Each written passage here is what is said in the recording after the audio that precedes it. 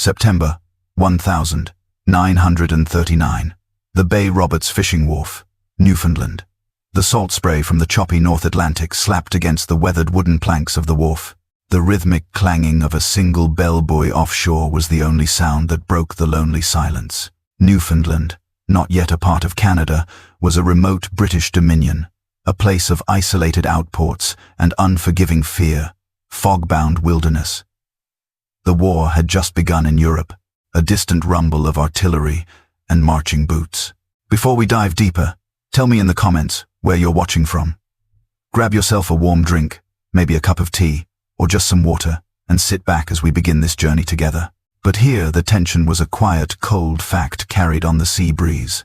Oboantlaus Rich was not a fisherman. He was a highly trained German intelligence officer, operating under the deep cover identity of a Swiss naturalist collecting marine specimens. He stood near the water's edge, his binoculars scanning the horizon not for seabirds, but for the telltale plume of smoke from an approaching Royal Navy cruiser, or more crucially, the shadow of a U-boat making a clandestine rendezvous. RTOR was part of a small, scattered network of ABV agents operating throughout North America, a network tasked with mapping Allied mobilization and, most importantly, identifying the bottlenecks in the inevitable flow of American war material to Great Britain. Their job was sabotage. But before destruction came observation. And there was one observation point that was paramount. Shrouded in such secrecy, it felt like a ghost. The Newfoundland airport, officially known only to a handful of high-ranking British and Canadian officials. The airfield had been built in the mid-1930s on a swampy plateau near a forgotten railway siding called Gander. It was a massive, improbable project. 4 gigantic concrete runways carved out of the boreal forest, designed for a future that hadn't quite arrived. Now that future was the war and the airfield. Now under the control of the Royal Canadian Air Force, RCAF Station Gander was rapidly becoming the most strategically important, yet deeply classified military installation in the Western Hemisphere. Richtor's primary contact was a seemingly innocuous meteorologist working near St. John's, who intercepted encrypted radio traffic. The messages being decoded were filled with strange, cryptic language. Hudson's cleared for departure. Liberators incoming. Beaverbrook Center prep complete. The names meant little, but the quantity was beginning to chill the Germans' resolve. The sheer volume of traffic indicated that the airfield was not merely a base for local reconnaissance patrols. It was a throughput machine. RTOR took a deep, salty breath and adjusted the fake spectacles on his nose.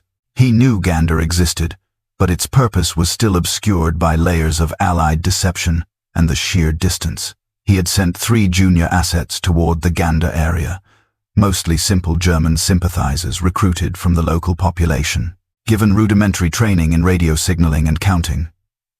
2 had failed to return, likely lost to the unforgiving wilderness, or worse, intercepted by the vigilant Canadian Army units guarding the perimeter. Then, in early November 1940, the first concrete, terrifying report arrived. It was scrolled on thin paper, smuggled via a fishing vessel to a neutral contact in Boston, then routed back through South America to the Abwehr High Command in Berlin.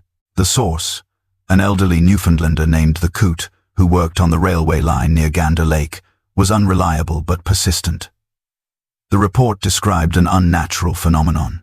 7 massive twin-engine bombers, later confirmed to be Lockheed Hudson's, lined up on the massive Gander tarmac. Not dismantled and packed in crates, but fully assembled, fueled, and manned by an extraordinary collection of civilians and military pilots. They had taken off, heading directly east, straight into the teeth of the unforgiving, unpredictable North Atlantic winter.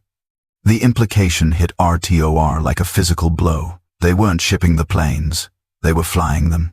They were bypassing the U-boat-infested shipping lanes, skipping the weeks of vulnerability in the holds of cargo vessels and delivering operational bombers directly to the beleaguered Royal Air Force RAF in Britain. This was the birth of the RCAF Ferry Command, and Gander was its cradle. RTOR knew the logistical nightmare of such an endeavor. The North Atlantic route was lethal, beset by storms, ice, and impossible navigation over open water. It was a route that Hitler's strategists had written off as commercially unfeasible and militarily absurd. Yet the report proved it was happening. If 7 could make it, how many more would follow? Richter quickly prepared his own most alarming intelligence summation to be forwarded to his handlers. A message wrapped in a code so thick it would take weeks to reach Berlin. The American assembly line has circumvented the ocean. A new air bridge is open. Newfoundland is the critical nexus. Summer 1940 fails. Abwehr headquarters, Berlin and Gander, Newfoundland. In the stark, echoing halls of the Abwehr in Berlin, Colonel Ulrich Schmidt, a senior analyst, read the translated reports trickling in from North America. He was disturbed. The initial report on the 7 Lockheed Hudsons that successfully crossed the Atlantic in November 1940 was initially dismissed as a fluke. A desperate, one-time propaganda stunt by the beleaguered British. But the subsequent intelligence filtering through from RTOR's network suggested the fluke was becoming doctrine. The latest intelligence from an informant in Montreal detailed the furious round-the-clock efforts of a massive yet multinational undertaking, RCAF Ferry Command. The organization headquartered in Montreal was aggressively recruiting civilian pilots, navigators, and radio operators from across the Commonwealth and the still neutral United States. Their sole purpose to maintain this improbable aerial bridge.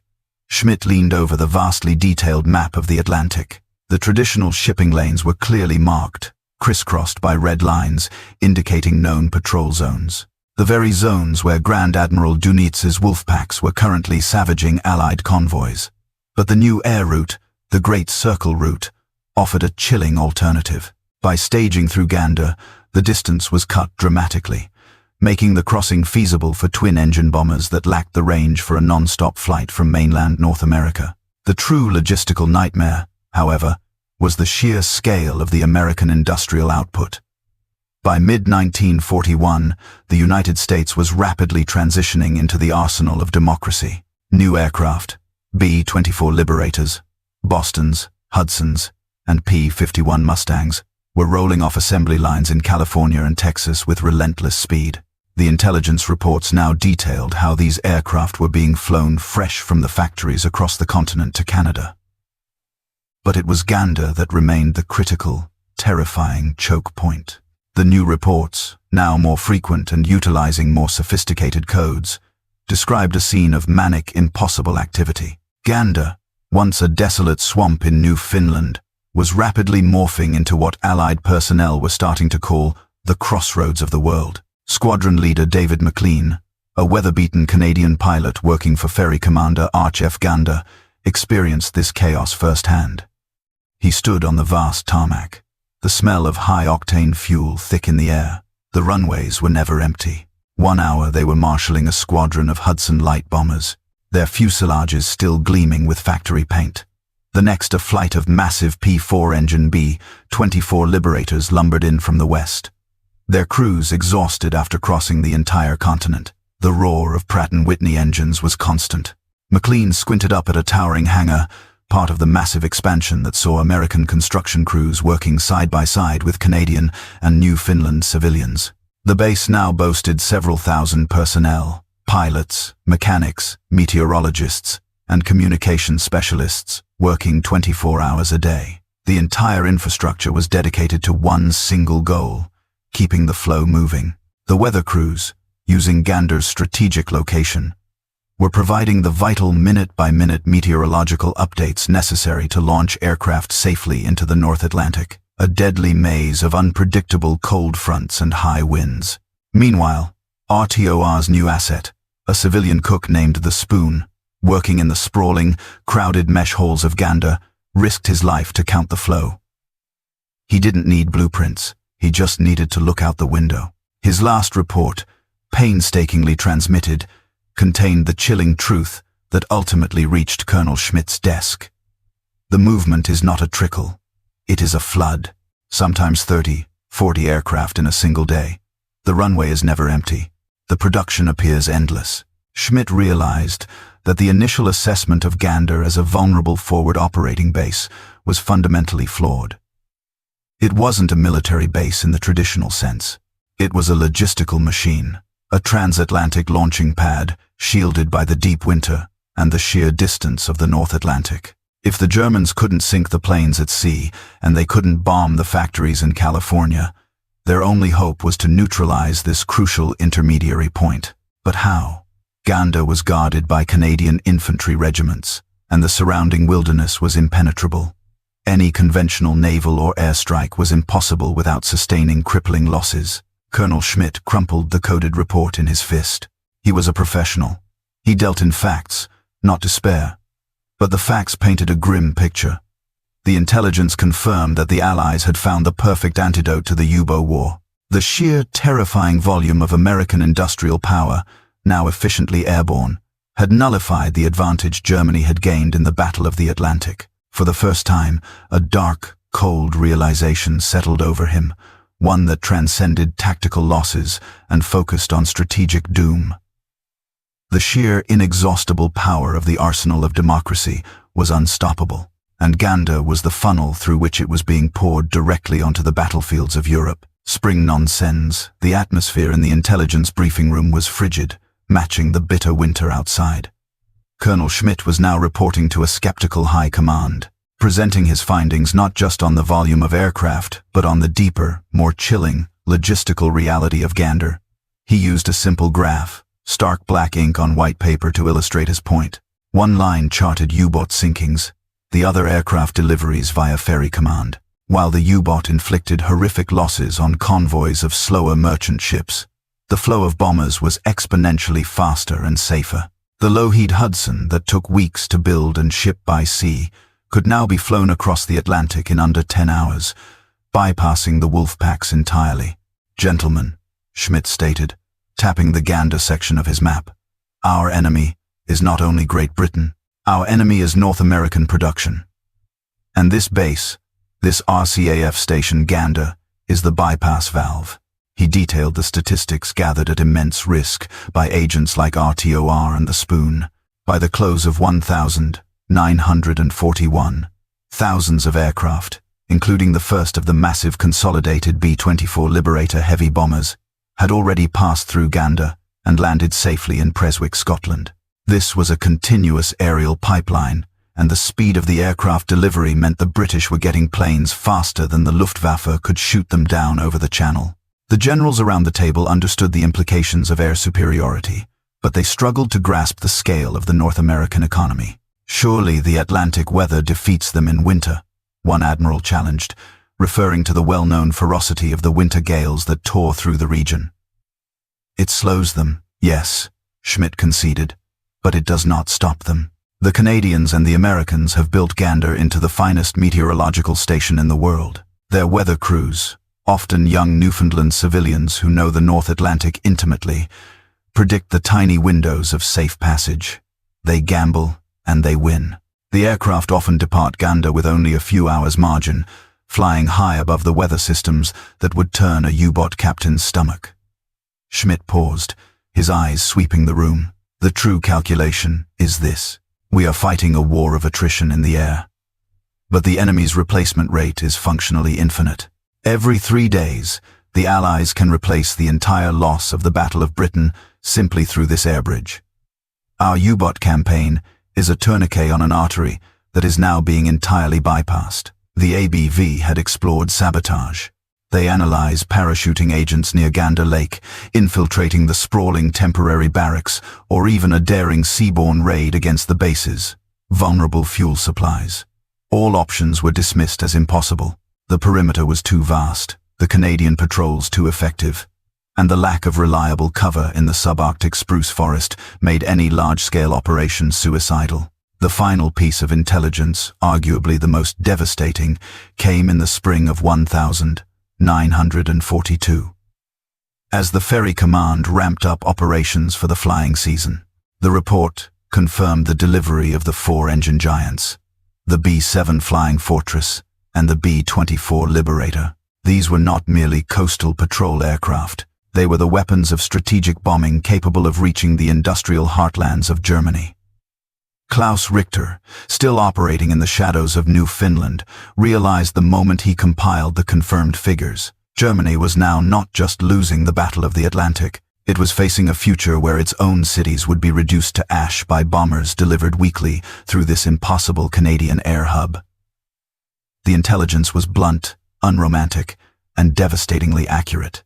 The sheer, overwhelming volume of North American industrial capacity funneled through the Gander Air Bridge made German victory in the long term impossible. When Colonel Schmidt delivered his final assessment that the Allies had achieved a reliable industrial-scale method for transferring strategic air power directly to Britain, effectively nullifying the U-boat war's strategic effect on aircraft supply, the German High Command had no choice but to accept the cold calculus of defeat. The air war would now favor the Allies decisively, thanks to this secret base in the unforgiving Canadian wilderness. 1943, RCAF Station Gander, Newfoundland. The years marched on, measured not in seasons, but in the relentless mechanical roar of departing engines. By 1943, RCAF Station Gander was a staggering city unto itself. It was the largest airfield in the world by land area, boasting 4 colossal runways that rarely saw a moment of quiet. What began with 7 small Hudson bombers had swelled into a torrent of metal fuel and manpower, solidifying Gander's nickname, the Crossroads of the world.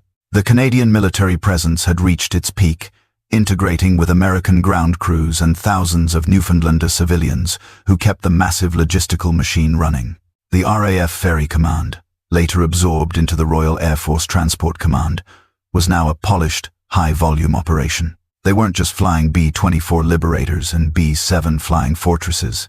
They were flying every type of aircraft the Allies needed, from nimble P-51 Mustang fighters fitted with temporary ferry fuel tanks to multi-engine transports carrying critical personnel and high V-value cargo. Pilot Officer Jean-Pierre Dubois, a young French-Canadian pilot flying a newly built B-25 Mitchell medium bomber, stood in the Gander briefing room. The energy was electric, a dizzying blend of adrenaline and exhaustion. On the walls, meteorological charts showed the typical treacherous North Atlantic weather, the cumulonimbus thunderheads, the icing conditions, the shifting winds. But Mlan and the other Ferry Command veterans had refined the art of the transatlantic hop to an industrial science. Dubois listened intently as the weather officer gave the route briefing. A high-altitude passage known as the Blue Yonder route, designed to punch through the weather and avoid German U-boat, which now knew to watch for air traffic. "We have 32 aircraft departing in 3 waves over the next 6 hours, the officer stated. "Sus, including a flight of 6 Lockheed Venturas, right before you. Maintain strict radio silence after the coast, a 32 aircraft in 1 day." You realize the scale of this. Every few hours, Gander was launching the equivalent of a small air force, delivered directly to the doorstep of the collapsing German air defense. For the German command, the intelligence from the dwindling and increasingly isolated network in North America was now a source of deep, demoralizing resignation. Colonel Schmidt, having been transferred to an administrative role after his accurate but politically inconvenient predictions, still monitored the Ferry Command metrics. The total number of aircraft delivered by the end of 1943 would exceed 10,000. This staggering, impossible number, 10,000 aircraft flown across the deadly ocean, represented more than just metal and horsepower. It was the physical manifestation of the strategic doom he had foreseen. It confirmed that Adolf Hitler's fundamental miscalculation was believing the Western powers lacked the industrial will or the logistical ability to deploy their full economic might. The Gander Airfield, built into the very edge of the North American continent, had nullified the most devastating weapon of the U-boat war against Allied supply lines. It secured British air superiority, fueled the combined bomber offensive, and guaranteed the eventual Allied invasion of Europe. As Pilot Officer Dubois strapped into the cold metal seat of his B-25 Mitchell, the heavy bomber vibrated with power. Looking out over the Gander tarmac, he didn't just see runways and barracks. He saw an unending ribbon of American production that stretched back across the entire continent. His bomber, just one of thousands, represented a cold, hard fact the German generals had to live with. The war was already lost. The cockpit canopy closed, muffling the chaotic sounds of the ramp. With a final salute from the ground crew, Dubois pushed the throttles forward. The Mitchell raced down the runway, gathered speed, and lifted into the cold, vast expanse of the North Atlantic sky, carrying its destructive payload, and more importantly, carrying the inevitable reality of Allied victory directly to Europe. The roar of its engines was the final, inescapable proof that the Third Reich could not win a war of attrition against an enemy whose industrial strength could build a bridge of steel over the impossible Atlantic. Thank you for watching. If the incredible untold story of Gander and the impossible air bridge stunned you, please smash that subscribe button. This Canadian secret fundamentally altered the course of World War II. What are your thoughts? Which specific bomber or fighter do you think was the most critical to the success of the Ferry Command? Let us know in the comments below.